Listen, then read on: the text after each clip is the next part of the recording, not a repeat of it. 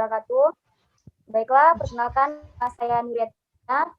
Ini saya model dari kelompok 4, Dinamika Psikologi Perkembangan. Nah, dalam matkul ini kami akan mempresentasikan hasil diskusi kami mengenai perkembangan kedekatan dan cinta dewasa. Baiklah teman-teman, perkenalkan kata sayang. Baiklah, kami akan kenalan dulu.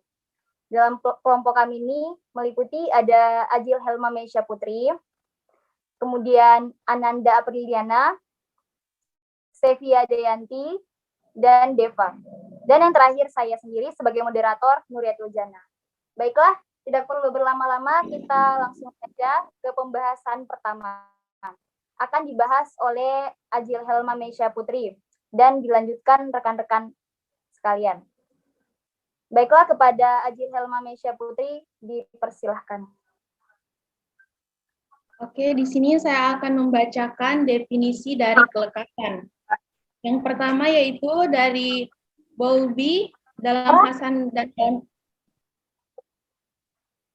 kawan pada tahun 2006 menyatakan bahwa kelekatan atau attachment adalah bentuk tingkah laku yang dapat mengekal ataupun untuk mendapatkan individu lain. Yang kedua yaitu Flanagan pada tahun 2003, attachment diartikan sebagai ikatan emosional antara dua orang terutama pada ibu dan anak. Selanjutnya, Solzhenitsyn pada tahun 2012 mengatakan bahwa kelekatan merupakan tingkah laku yang khusus pada manusia, yaitu kecenderungan dan keinginan seseorang untuk mencari kedekatan dengan orang lain dan mencari kepuasan dalam hubungan dengan orang tersebut. Selanjutnya, dan yang terakhir yaitu dari B, pada tahun 2000, ia menyatakan bahwa kelekatan adalah bentuk dari suatu ikatan kasih sayang yang berhubungan dengan timbulnya atau adanya rasa aman dalam hubungan tersebut. Nah, jadi kesimpulan dari definisi kelekatan ini yaitu yang pertama, kelekatan adalah bentuk keterikatan emosi antara satu orang dan orang lain. Lalu, keterikatan ini berawal dari kedekatan fisik secara konsisten yang berakhir menjadi afeksi emosional. Apabila terjadi kelekatan yang baik, seseorang akan merasa aman dan terlindungi. Itulah tadi definisi dari kelekatan. Sekian dari saya kembalikan ke moderator. Ya, dilanjutkan oleh Sevia Deyanti. Oke, di sini saya akan membacakan tentang aspek-aspek kelekatan. Menurut Bartholomew dan Horowitz pada tahun 1991 menjelaskan gaya atau pola attachment masa dewasa awal ke dalam 4 model kategori attachment. Mengikuti teori dalam mental diri yang dikemukakan oleh Bowlby, Bartholomew dan Horowitz pada tahun 1991 mengemukakan bahwa model mental diri berisi pandangan terhadap diri dari orang lain serta dikotomisasi tiap pandangan ke dalam positif dan negatif.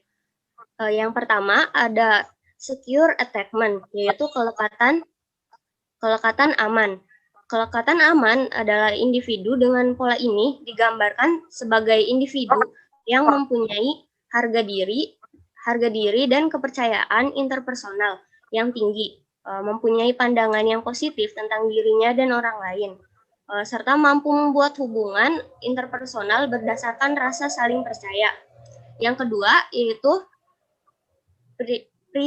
presopid attachment, kelekatan keterikatan adalah individu dengan pola ini mempunyai pandangan yang negatif tentang diri sendiri, tetapi masih mengharap orang lain menerima dan mencintai dirinya, sehingga individu dengan tipe ini masih berusaha membuat hubungan dengan orang lain, namun di dalam hati mereka takut ditolak. Yang ketiga adalah dismissing attachment, yaitu kelekatan lepas. Individu dengan pola ini mempunyai karakter positif dalam memandang dirinya sendiri, merasa berharga dan mandiri, dan merasa pantas untuk mendapat atau membuat hubungan dengan orang lain. Kemudian yang keempat adalah fearful attachment atau kelekatan cemas. Individu dengan pola ini mempunyai pandangan yang negatif tentang diri sendiri dan orang lain. Mereka menghindari penolakan dengan cara menghindari hubungan dekat dengan orang lain. Sekian. Selanjutnya.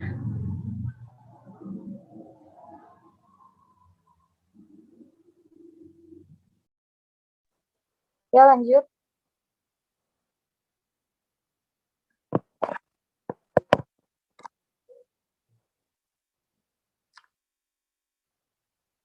Pengertian triangular theory of love. Love, cinta, adalah satu perasaan kuat penuh kasih sayang atau kecintaan terhadap seseorang. Biasanya disertai satu sentimen dengan sifat karakteristik dominan ialah satu perasaan kuat penuh kasih sayang atau cinta, ditunjukkan oleh kecintaan seseorang terhadap tanah airnya. Ketiga, psikoanalisis, naluri libidinal atau erotis yang mencari kepuasan atau pemuasan pada satu objek. 4. Watson, dengan ketakutan dan kemurkaan. Salah satu dari ketiga emosi primer atau emosi yang melekat menjadi sifat asli. Dan yang terakhir, dalam penulisan religius berupa satu kualitas spiritual dan mistik yang mempersatukan individu dengan Tuhan.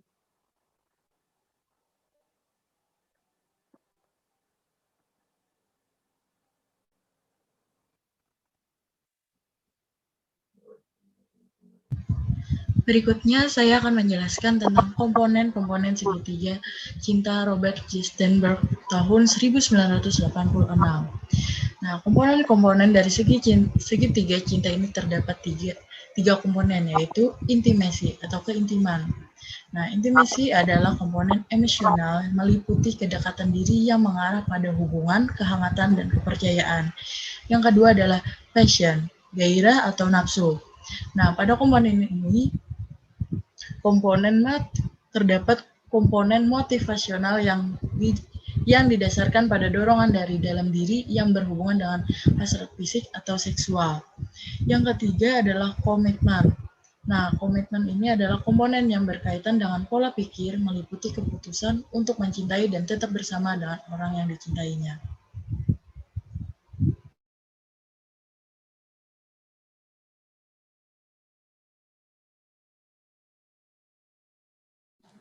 Selanjutnya, saya akan menyampaikan jenis-jenis cinta menurut Sternberg.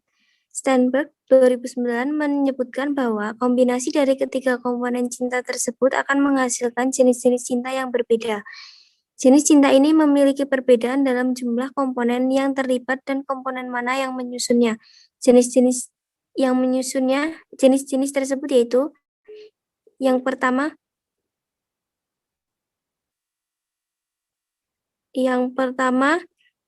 companionate love atau cinta karib, itu gabungan dari intimasi dan komitmen. Adanya kedekatan secara emosional serta komitmen. Tipe ini ditemukan pada hubungan pernikahan yang telah berlangsung lama, di mana passion atau ketertarikan fisik atau seksual telah hilang. Namun pasangan tetap merasa ada ikatan emosional yang mendalam dan tetap memiliki komitmen atau keputusan untuk tetap bersama. Kemudian romantic love atau cinta monyet, terdiri dari intimasi dan passion, adanya kedekatan secara emosional dan ketertarikan seksual namun tidak memiliki komitmen yang serius. Karakteristiknya, pasangan saling tertarik secara fisik, merasa seperti sahabat, dan menghabiskan waktu bersama dengan nyaman. Contohnya adalah cinta monyet pada remaja. Kemudian fatuous love atau cinta buta yang terdiri dari passion dan komitmen. Adanya ketertarikan secara seksual dan komitmen dalam hubungan namun tidak ada kedekatan emosional. Tipe cinta ini seringkali ditemui pada pasangan yang berkomitmen hanya berdasarkan ketertarikan seksual saja tanpa adanya keinginan untuk mengembangkan kedekatan emosional agar hubungan lebih stabil. Kemudian liking atau rasa suka hanya terdiri dari intimasi. Karakteristiknya adalah adanya perasaan kedekatan, pengertian, emotional support, kasih sayang, dan kehangatan. Contohnya, kamu senang atau nyaman dengan teman, namun hubungan tersebut kurang memiliki passion dan komitmen jangka panjang.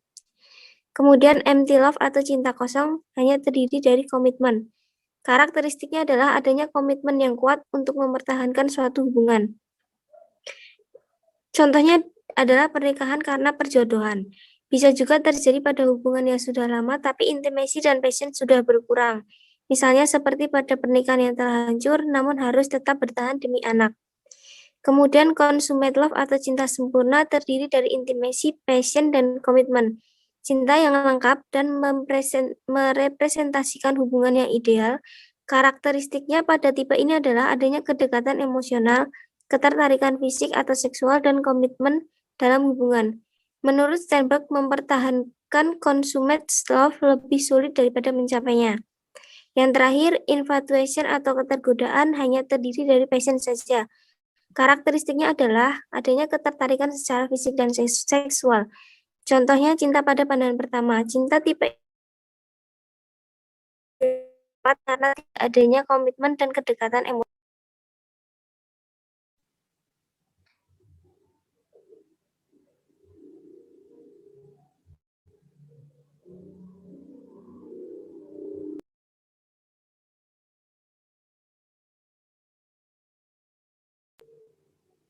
Kemudian yang selanjutnya adalah faktor-faktor yang mempengaruhi cinta. Yang pertama yaitu sifat-sifat yang membuat pasangan saling mencintai. Faktor pertama misalnya keelokan tubuh. Faktor ini sifatnya relatif, pengaruhnya kepada setiap orang berbeda-beda.